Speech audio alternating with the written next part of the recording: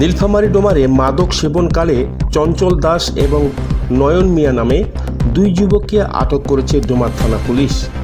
পরে তাদের ভ্রাম্যমাণ আদালত বসিয়ে কারাদণ্ড প্রদান করেন উপজেলা নির্বাহী কর্মকর্তা এবং নির্বাহী ম্যাজিস্ট্রেট।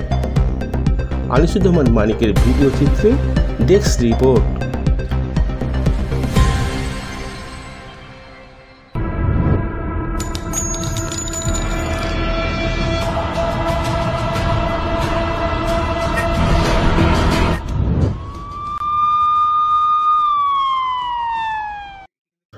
বুধবার 2 জুলাই রাত 11টায় গোপন সংবাদের ভিত্তিতে ডোমা থানার এসআই কাউসার আলীর নেতৃত্বে সঙ্গীয় ফোর্স ডোমার পৌর এলাকার কলেজপাড়ায় সার বিক্রেতা বেলাল হোসেনের বাড়ির পিছন থেকে মাদক সেবনকালে তাদের আটক করা হয়।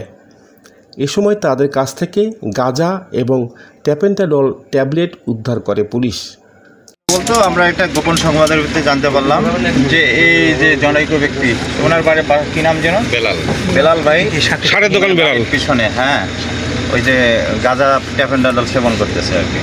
তো এই সংবাদের ভিত্তিতে আমরা জরুরি আসলাম, হ্যাঁ, আসে ঘটনার সত্যতা পেলাম, তাদেরকে ঘটনাস্থলে আপনাদের আটক করছে এবং তাদের কাছ থেকে যে সেবনের যে যন্ত্রাংশ এবং কিছু গাঁজা সহ এবং যে ট্যাপেন্টাডল ট্যাবলেট জাতীয় যে তার কিছু আংশিক অংশ আমরা পেয়েছি এবং গাঁজা সেবনের যে সরঞ্জামাদি সেটা সহ আমরা রিকভারি করতে পারছি।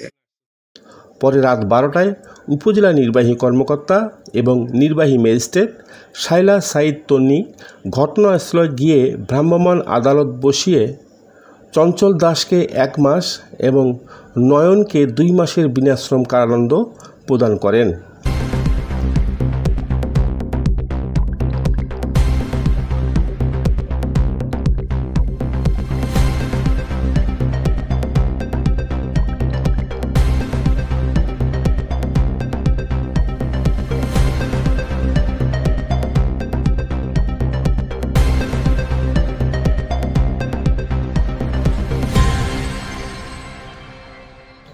চঞ্চল দাস কলেজপাড়া এলাকার লেমু দাসের ছেলে এবং নয়ন বড়রাউতা বজিরপাড়া এলাকার মৃত হবিবর রহমানের ছেলে।